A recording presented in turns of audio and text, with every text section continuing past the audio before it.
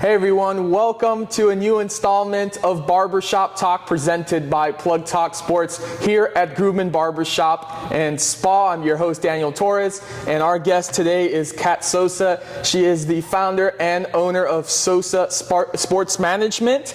And so just thank you so much for taking your time to be here on a Wednesday night. I know we have all busy schedules and stuff like that, but we're finally getting it done. Yes, of course. No, thank you. I'm very happy to be here. So let's get into it. I want to know about your personal journey and what made you want to get into sports and managing athletes and just sports in general.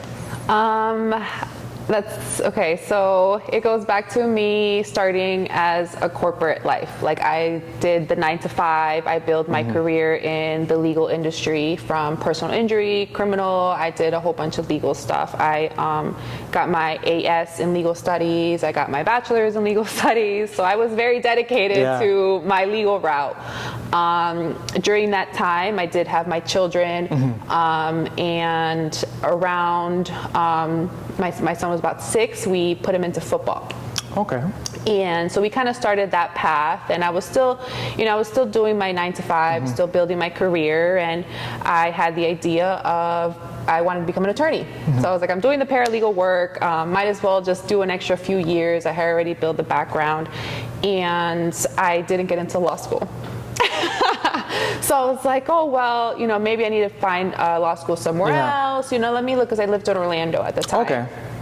Yeah, and so I started applying to the different schools here in Miami. I applied to FIU, and I even applied to the Juris Master's program. Again, another step in my legal studies. Well, my life kind of did a 180, and I ended up becoming a single mother of 3. So it kind of flipped the plan upside down, basically. So I decided I was going to pack up and move. I sold everything. I sold the house, and I packed my kids, and I moved down here to Miami.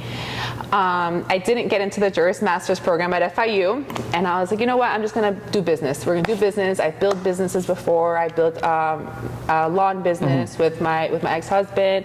I've had my own paralegal business, notary. So I built businesses. So let me just do my master's in business, and I ended up seeing that it had the dual enrollment for sports management. I was already kind of on that path. I joined CrossFit. I was in that world, in that fitness space, and kind of everything just started falling together. And I checked out the program, and I fell in love with it. And that's kind of when I realized that I need to pave the way for my children. So now my middle son, he is in middle school, and we're kind of looking at high schools to play football, who's going to offer him what. And that's where I decided to open the business, just because I wanted to open the doors for my children. And that's how I am where I am. By the way, I just have to give it, since I so happen to be wearing the jersey today because I was watching the game earlier today. What better way to learn from, I'm being biased, but the best club in the entire world. I mean, yes. There's no better club in the world than Real Madrid. So, was there any, going into this decision to opening the sports management firm, was there any, I would say, influences or mentors that you're felt inspired by? There was people that I spoke to in that gym community that I was in, that it kind of just all clicked when I spoke to them.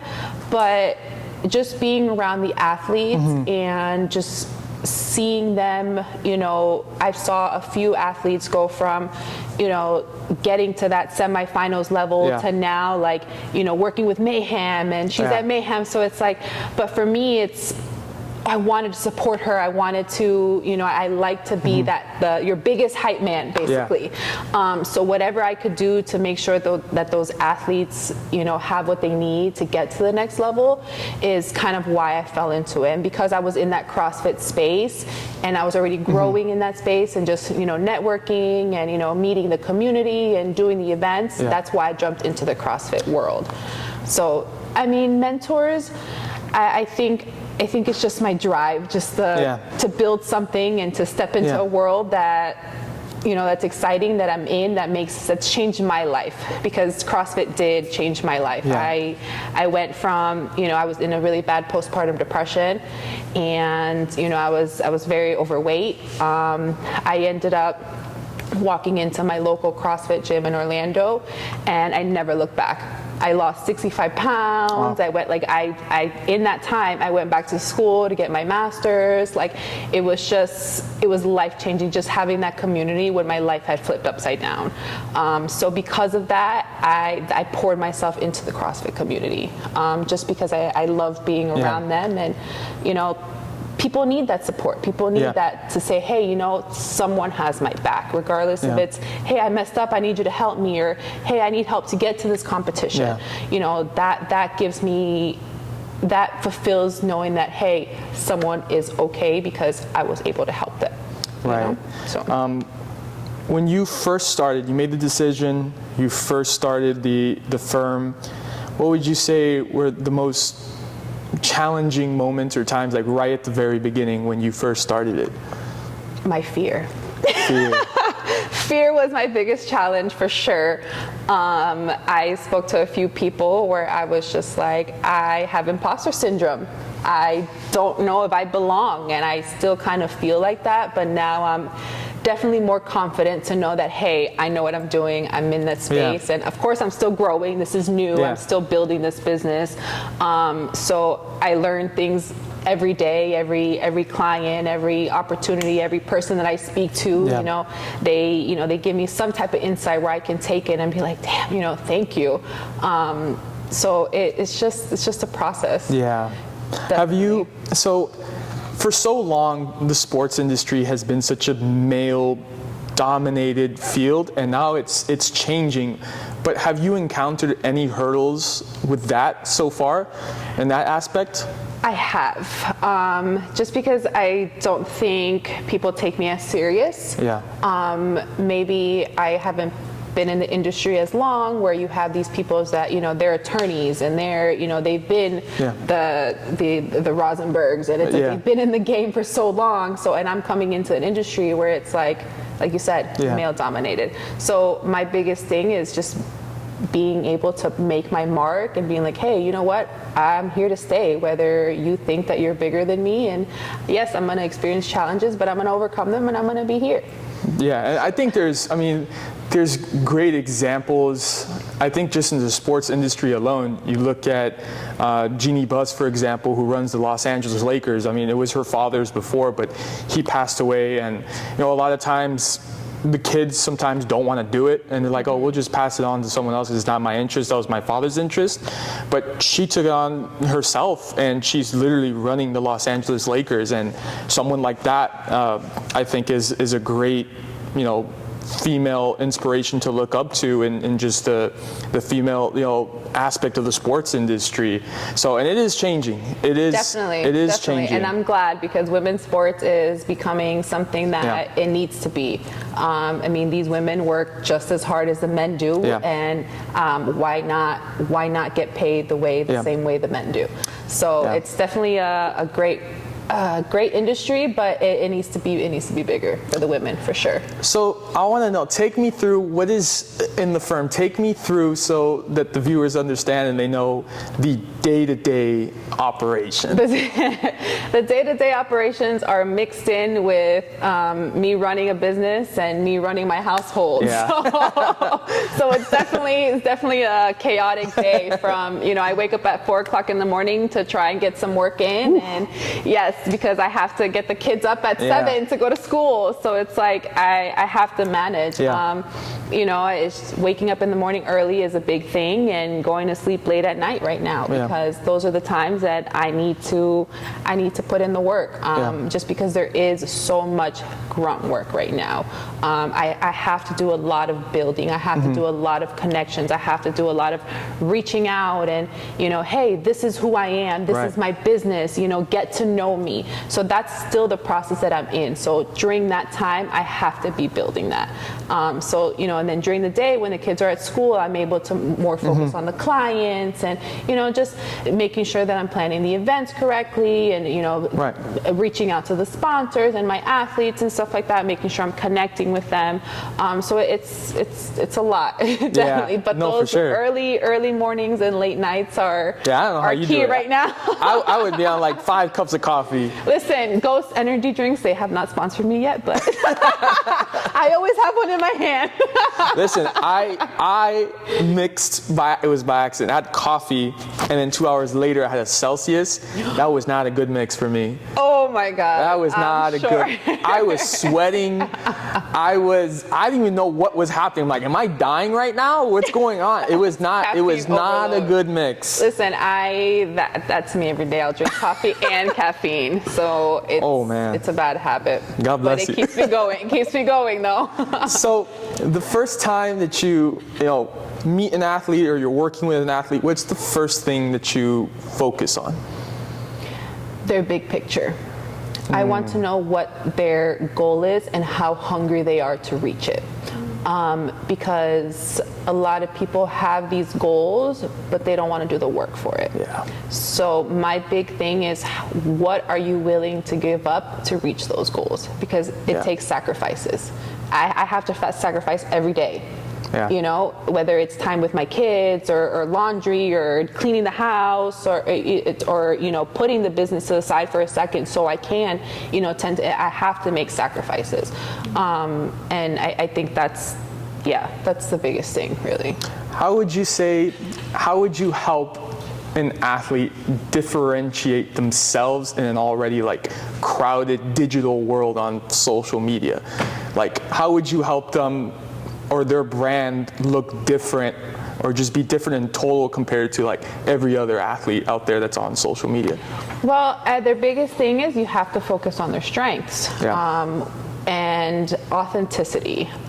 You can spot someone faking it from a mile away. Yeah. And being authentic is really what makes you stand out because followers realize it. Yeah. If you have someone saying, hey, this product is great, smile, but then you see someone else, hey, no, this product is great, I use it every day, you see them eating it, you see them, it's like... You can tell whether they actually use it or they don't use it. Correct. But that sets them aside because then it's like, oh, I can actually trust this person. Yeah. Another thing is just something that, again, working on their strengths. Are they a strength person? Are they are they a marathon runner? What makes them so great at being a marathon runner? A big thing is sharing their story.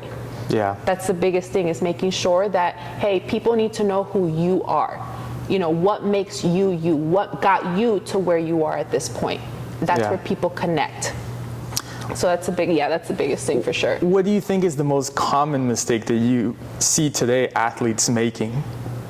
As far as social media content or career-wise? I would say career-wise, when it's time to build their brand out. I'm not sure. I think the biggest, I haven't really had much experience with that. I think the people that I've worked with are just at another level where they're just very hungry. Yeah. They don't have things given to them easily. And it's like life just continues to just roadblock and roadblock and roadblock. So my athletes, they have a different type of hunger.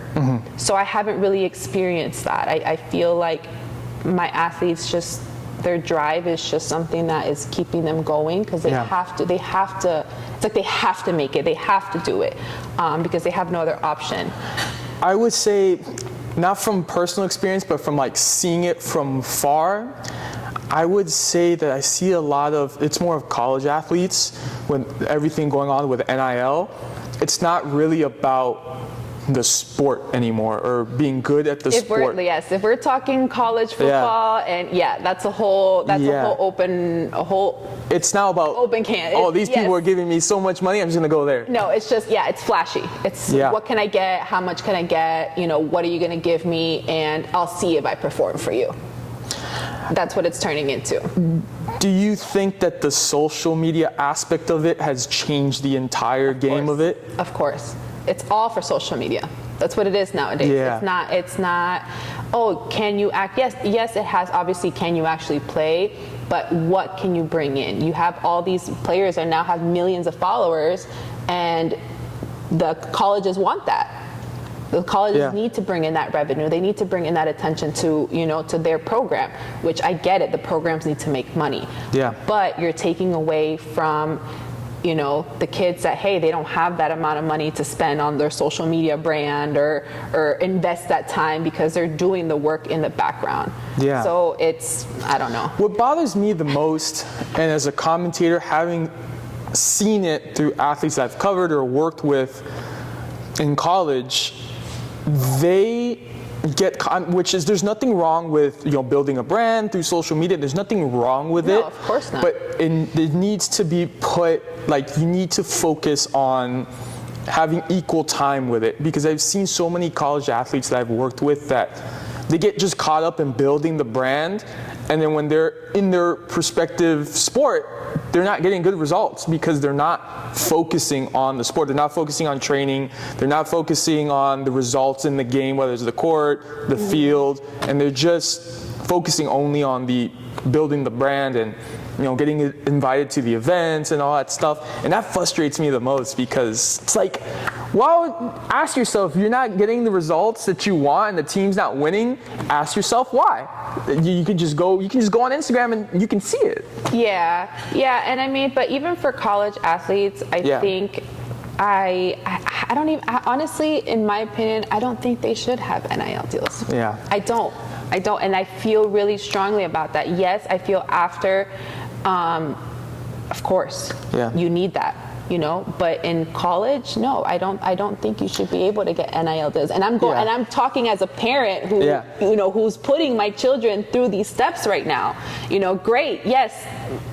It's like, I don't feel it, like you said, it makes them lose focus. It makes them lose focus on what they need to do. School is a huge thing.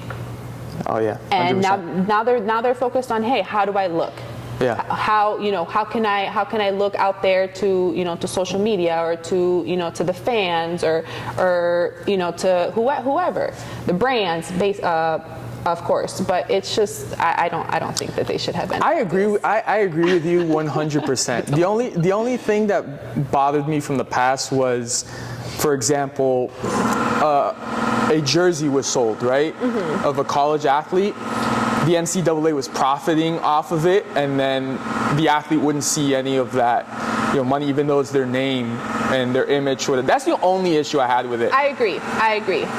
When I feel that the colleges are profiting, but it's tricky. It's tricky because then that's a way to kind of, hey, look what we can get you. Yeah. If you sign with us, we're going to give you a percentage of this merch. Yeah. But it's like, because now it's just, it's in the millions and millions, and it's like, exactly, you're now pretty much a professional athlete. So what's the whole difference between college and pro now? There's none. You're getting paid millions. You're getting paid millions. I mean, the quarterback of University of Miami transferred from Georgia to UM, and he's getting millions of dollars to play here. You're a professional athlete. You Pretty can much. retire. You can retire, and you don't even have to go pro. No, you don't. But then what happens to all these pros that have that worked all their way up and had to grunt until fight all the way through college just to make it? But you know what? They didn't have that opportunity. I often think, because I work at Barry, I commentate for the sports at Barry. I often think that the lower D1 schools or the D2 athletes are the ones that, I don't want to say all top athletes in D1, but a lot of them, for example, how many first round draft picks have we seen, or first overall picks, get into the NFL or the NBA and then they end up doing nothing? Nothing. They were all hyped up and then nothing happens. And then you see, for example, Tom Brady was like 16th round draft pick, and look what he became. The best. And those are the ones that I see are, like you described, are hungry. They want to succeed. And all these first round athletes that already have everything, especially now with NIL, they get to pros and it's like, well, that was a tremendous bust. Like nothing happened with that literally, pick. Nothing happened. So that's we just gave a whole discourse on NIL, but it was great. It was great. What would you say is the hardest aspect of running a sports management firm that people don't know about or think about?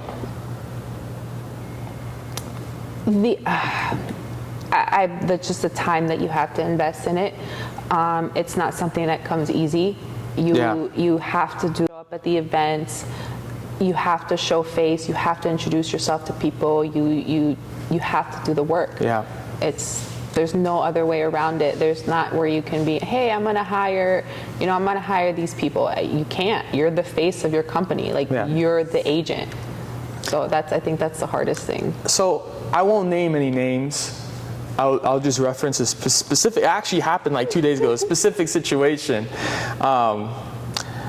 So I had a relative, brother-in-law. I'll only name my brother-in-law. Brother-in-law works in finance, and he mentions to me, because I know this person, very hot in college football right now. We went to the same high school. We know each other. We actually talked about doing a podcast, but he's super busy. I'm gonna leave it at that. Very, very hot in college football right now. And he was like, hey, I would love to sit down and have a talk with him one time and see, he's very young, looks like a good kid. I want to help him with, wealth management and stuff like that. Do you think you could reach out? Obviously, I said yes, as my brother-in-law. But I did tell him, having dealt with a lot of athletes, when it comes to that specific area, when it comes to money, their money, it gets very touchy because they're very protective of who they're going to let into that circle. So that leads me to my question of, how do you build that trust with your athletes and have them let you into that circle? My trick is that right now I do not provide those services. Okay.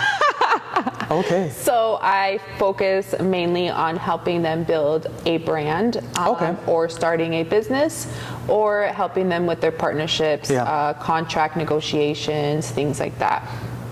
Just because it is very tricky. Yeah. Unless I have someone that I feel comfortable that is a financial expert on my team, when I do grow, then that will come into play. But right now, I do, like you said, it's very touchy. You have to build that trust with someone. I think that's a great way to go about it, because once you build that relationship with having that left out, once they're already comfortable with you, they can be like, oh, I already known you, you've worked on these things for me, now I can let you into this. Correct. I like that. And then you have your team and say, hey, I have a financial advisor, this is a service we can provide you, and they trust you at that point. Yeah, and it's honestly, it's huge. I mean, I know an athlete as well that is now playing overseas women's basketball, and for the longest she told me, she's like, I'm having such a tough time with an agent. I feel like I'm being lied to, and it's sad because there's a lot of cases where that happens, where agents take advantage of athletes, and they're like, oh, we'll promise you this, and you're going to be there, the opportunity's there, and then nothing happens. And I've seen cases where athletes don't have a backup plan. They're betting on this one opportunity, and then it doesn't happen, and then now they're like, I don't know what to do with my life. I was promised this opportunity, and the agent fell through and lied to me, and now don't know what to do. Yeah, a big thing that I like to make sure is I don't make promises. Yeah. And I usually do not come to one of my athletes until I'm in hey, for sure, this is what the brand is saying. Mm-hmm. I don't like things to be said until they're set in stone, just because of that. Yeah. You don't know what could happen, or maybe the brand pulls out, and then these athletes are, you're promised, I promise you I'm going to get you this. Yeah. No, you can't do that. You say, hey, this is what I'm working on. That's something that I do say, hey, I'm working on this. I'm in the talks with this company. Hey, they're wondering if this is something you'd be interested in. Things like that. It's never, hey, I promise you this is what I'm going to get you, because Because anything can happen, yeah. Exactly, you can't. Maybe the brand's like, you know what, forget it, never mind. It's like we're going to change, we changed our mind, we want to go in a different route. And correct, and they could be the biggest player in the world. Yeah. That's up to the brand to say, hey, I do want to work with them or I don't. Yeah. You know, so you can't promise things. We talked a little bit earlier about women in sports. What advice would you give to the younger generation of girls that want to get into the business side of sports? Definitely jump in. You will have imposter syndrome in this male-dominated world for sure. It's all in your head. It's really all in your head. My biggest thing is definitely emotional. Just go for it. Yeah. And you'll be able to make it. Just keep pushing. Don't let, whether it's a man or whether it's, someone that, a woman that's been in there in the industry long enough. You just got to keep pushing. Underdogs keep going, no matter what. What do you think so far has been the toughest lesson that this industry has taught you so far? The toughest lesson is it's not as easy as you think. Yeah. It's not. Even if, you could have the top athlete and you still got to do the work. Yeah. It's not, the athlete doesn't sell everything. You have to be able to make sure that you know what is the best interest of your athlete first. Yeah. Make sure that it's something that is going to benefit the athlete. Yeah. So, yeah. Many people don't understand, like, sports is not your normal 9 to 5. It's literally, the sports world is 24/7.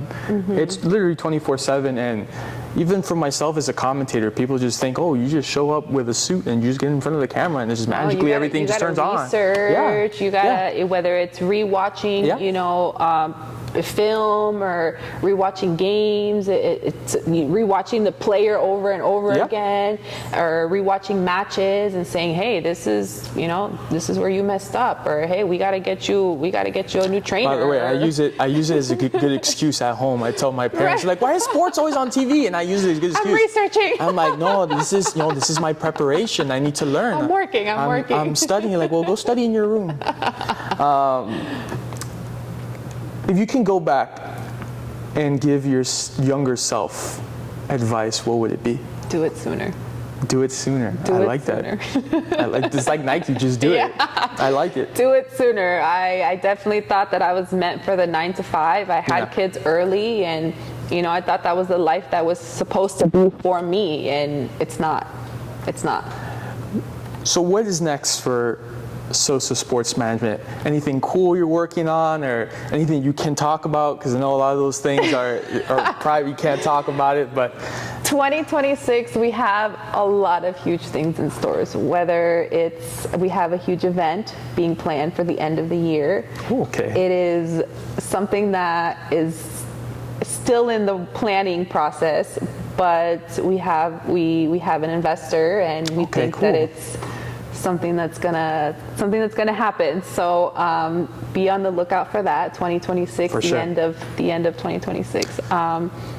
I mean, as far as my athletes, they have some things in stores that they're planning to launch as well. So I think it's going to be pretty big. Now, what type of legacy do you hope to build through your company? I know I'm like throwing out questions that, like, I feel like you're signing the will right now. Don't worry, we're not killing you off just yet. The legacy is definitely in the name. Yeah. There are generational curses that I believe the name has to break for my children's sake.